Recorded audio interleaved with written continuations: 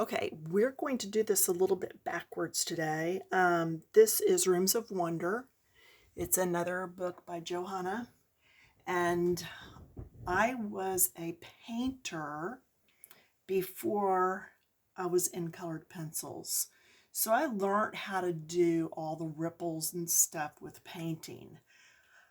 I will back this out later, show you the whole page, and give you all the color list that I've used on this page. But what we're going to look at right now, and I would say watch the whole video first. Number 611, deep magenta, and then my red is going to be scarlet red, 634. These are both by Colorya. All right. Now, we're going to do this in steps because this can be complicated, but we're going to simplify it. We hardly ever start with our darkest color. Today we're going to. So I'm going to go through, and everywhere that there's a flip, I'm going to leave it alone, but I'm going to look and see, is that flip coming forward or is it going backwards? This is the only one that is rippled going backwards. Okay, the others are all folded over. Hopefully this video is one that you'll come back to and watch again later. Now what we're going to do with the flips, again, just the flips. We're going to go under each flip. Just go under it a little bit and then come back and go ahead and do it darker. All right, under each flip.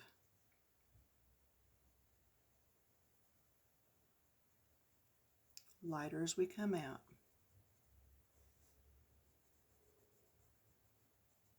Yeah, I tend to do the line first and then lighter as I come out. I just find that easier. Here's a couple flips right here, and they're little, so we're not gonna accent that quite as much. Okay, here's another one.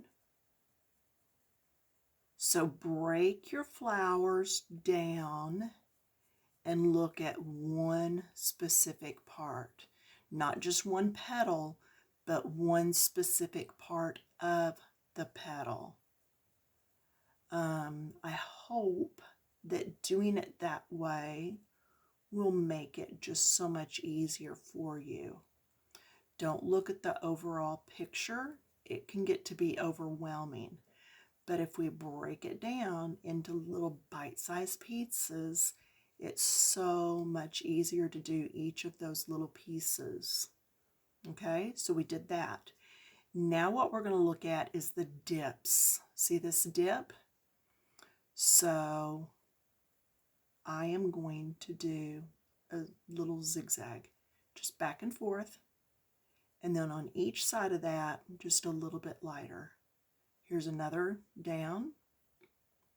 See where it's dipped right here? So let's come down.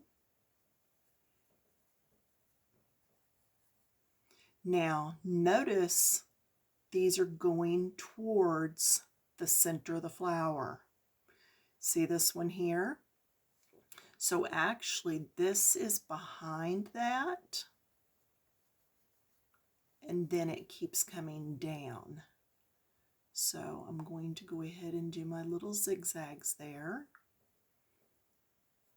Getting a little lighter as I come out. Now, there's a little bitty down there. So I'm going to come in and do a little bitty.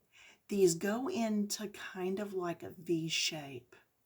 All right, I know you can see part of the one up there. See how this one's dipped? The dip is where we're putting our ripples. Okay, so this is any flower that has a ripple. See how it dips right there in the side, just a little? I still want to make sure that that heads towards the center. All right, let's keep going around. Here's a big dip right here where it's actually got a fold where the tops are folded over. So we'll do a little bit right there. And then we're going to go back and forth, smaller as we come down. And then you can go dark right in the middle if you want to. Again, see these lines here? So some of these are dips. The more you put in, the more ruffly your flower is going to be. And we're going to look at all the flowers on this 2-page spread when we're finished here. See, here's another dip. It's going to get ugly. It's going to look worse before it looks better. Again, that's why I encourage you to watch this through once and then go ahead and take it again and watch it through. So anywhere, see, the artist is helping us here with some lines to follow. So that is a help. And then I'm going to go lighter on the outsides because I really did dark down through that center. Here's another line coming down. So even though we can't tell where the dips are, we know we can add lines there and it'll be okay. Now here's dips here, but they're in the part that's folded over. So on this one, we have lines here. And then we're going to use Artist's Freedom, which is you, the artist, and just put some in here so that it looks like it's still ruffled like the rest of the flower is. Here's a set here. Coming on around, it dips just a little right there. So I'm going to put just a little one in. Remember, the more of these you have, the more ruffly your flower is going to look. And I like to think of these as a wild rose. You know, the kind you see growing in the really, really old cemeteries out in the country? That's what I'm thinking of this flower as. Now, we've done the flips, we've done the folds. Next, we're going to do the petals, what's in front. Do you see how this one comes around and it's in front of this one? So we're going to leave the front alone. We're going to color on the one that's behind and then just blend that out. All right, this one's in front, this one's behind. Look here, the next one, this one's in front and that one's behind again. So this one's behind on both sides. So we're going to come up both sides of this.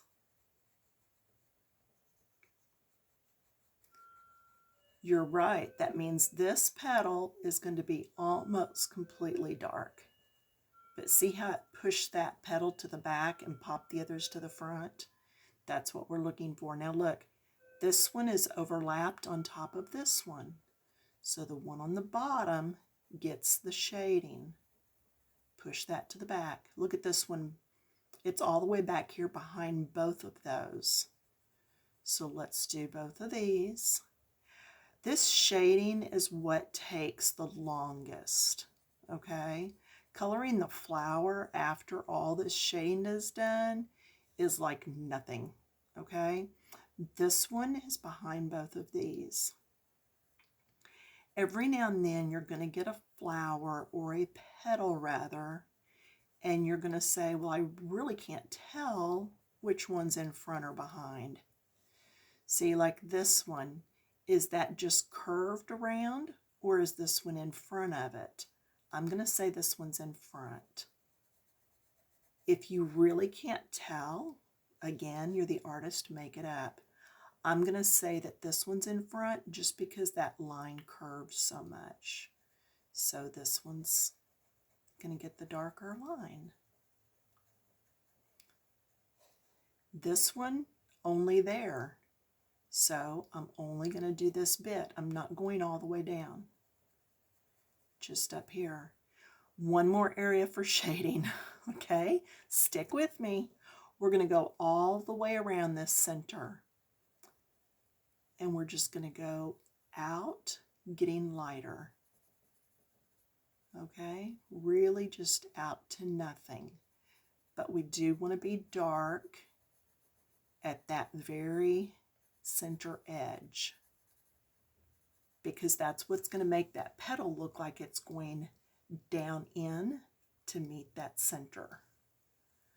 Okay. Yeah, this is a video that had I seen it years ago, I would have come back to it more and more. Just the ruffling of a flower, once you get it, it just really changes the way you do flowers.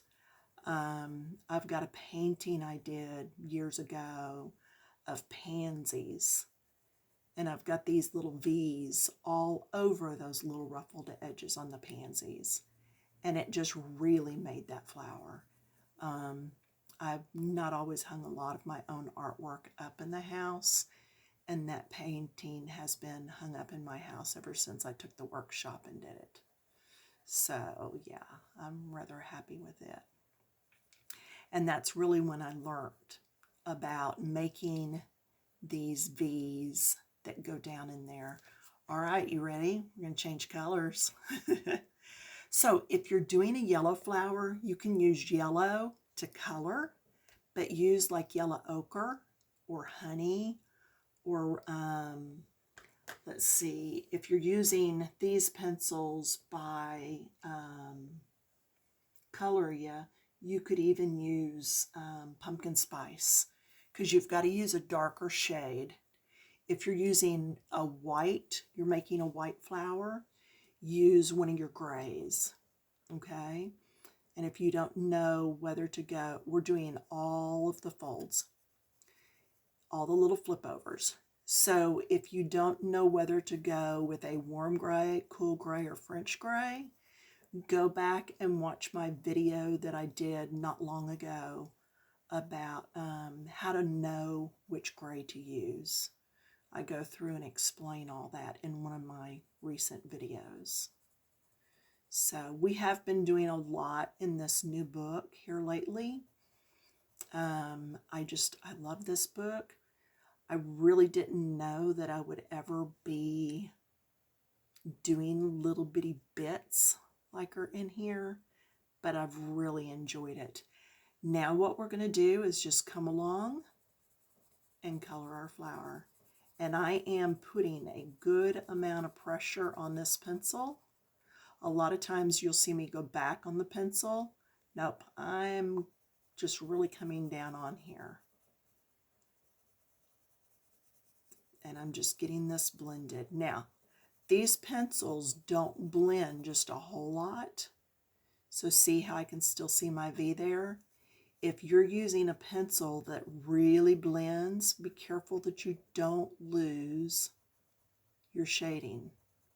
If you do, just come back and put that V back in over the top. Do it gently so that you don't overpower it with dark. The centers, I think what I'm going to do is come around here with probably, let's just do one. I think I'm going to do the piece there and then do both edges with just a bit of dark, like that, okay? And then the center here, I'm really thinking about using a gold gel pen just for the pop. I'm not sure. Just really haven't fully decided yet. So I just thought if I did this going around, it would help to set a frame for that, because they do look like little petals that are still opening. But yeah, just do a search, you know, go on the old internet and do a search on old wild roses, and you'll see them bloomed wide open with multiple layers and very ruffly. And again, that's what I've gone for. So no matter what flower you're doing, if it has ruffles on the edges, it's this very same technique. Let's say a flower does not have little dips on the edges and you want to put ruffles on it anyway, do it. Go through and do them like we did right here. That wasn't a big dip, but we just put one in. Go with odd number of ruffles and don't put them in the same places on every flower. So it's best to do, things look better if you do them in 3s or 5s, and you wouldn't put like ruffle, ruffle, ruffle. Do like 2 here, 1 here. On the next one, change it up and maybe do 2 here and 1 over there. All right, you just don't want it to look like stacked bricks or little soldier men lined up. But can you start to see how that's looking ruffled? Oh, I did not do that. This one is behind these two, so I should have done here. See, it's never over until you say it's over, until you finish coloring it. So keep going. I haven't even looked at the time. I don't even know how we're doing. I forgot to set a timer. But anyway, you get the idea here. Just finish coloring this all the way. I guess I need to stand up and look at the time.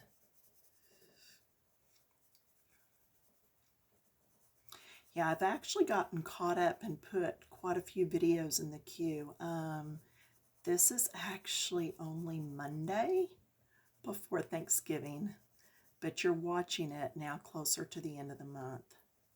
So I was glad to be able to get a few done up ahead of time so that I can get through Thanksgiving and maybe getting some trees put up. We have 3 that we do. So, and then getting out to the in-laws. We're going to take a full Thanksgiving meal out to them. They won't remember it, but they'll be just thrilled to pieces to get it when we come. And we're taking our daughter with us. And my mother-in-law always just, she'll remember that. She always remembers when Sarah comes to see her, when any of the kids come to see. So, okay, let me get up and look. 17 minutes. Wow, we did good.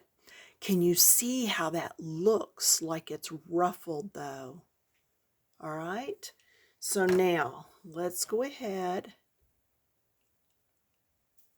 I want you to be able to see each flower. So if you're coloring along, that's the one at the bottom. And you can just pause and see where the V's are.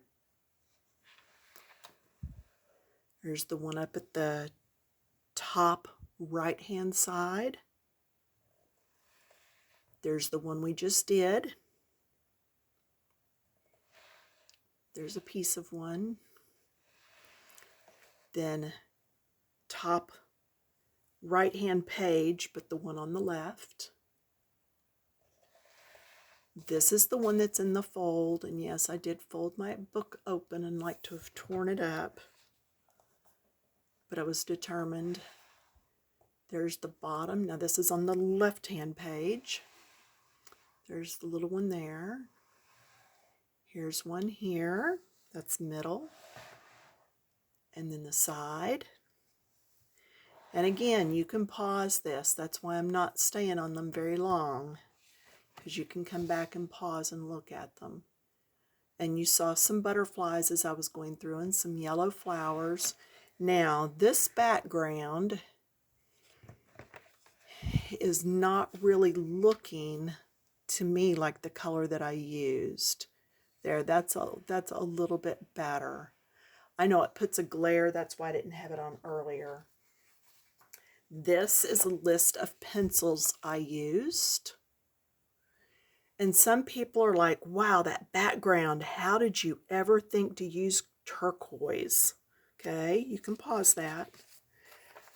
Let me take you back to the color wheel. Okay, my flowers are done in this color and a little bit in this color. Okay, so there's that. I did this for my butterflies. Let's see, I'm gonna have to rearrange here. Did some yellow for the little flowers, and the flips, same thing. Okay, if there's a flip, you do the flip light right under it, you do darker, and then I did darker all the way around here. Okay, and that's a good shot of the butterfly if you need to pause for that. Okay, so we have the purple, the red, the yellow, the green, and I only used 3 greens, but I mixed them up in how I used them. And then I thought, okay, if I'm using these 2, then what if I go with something across down there? Because you know, colors across from each other go well together. And I may use this color yet on the butterflies too. And then I thought, well, that leaves here, but I don't really want a dark green background. So what if I just jump over to here? I thought, well, orange and that is good together, so let's go with it. So I did. Now, my background definitely needs another coat. So you can see it is really streaky right now. Okay. What I did do though is I need to come back in and just do this all over. Can you imagine how long this is going to take? Yeah, it's going to take a while. But it does get rid of some more of that white. And I'm going very light so I don't get a bunch of streaks. But can you see a difference in this and that? Just with that little bit.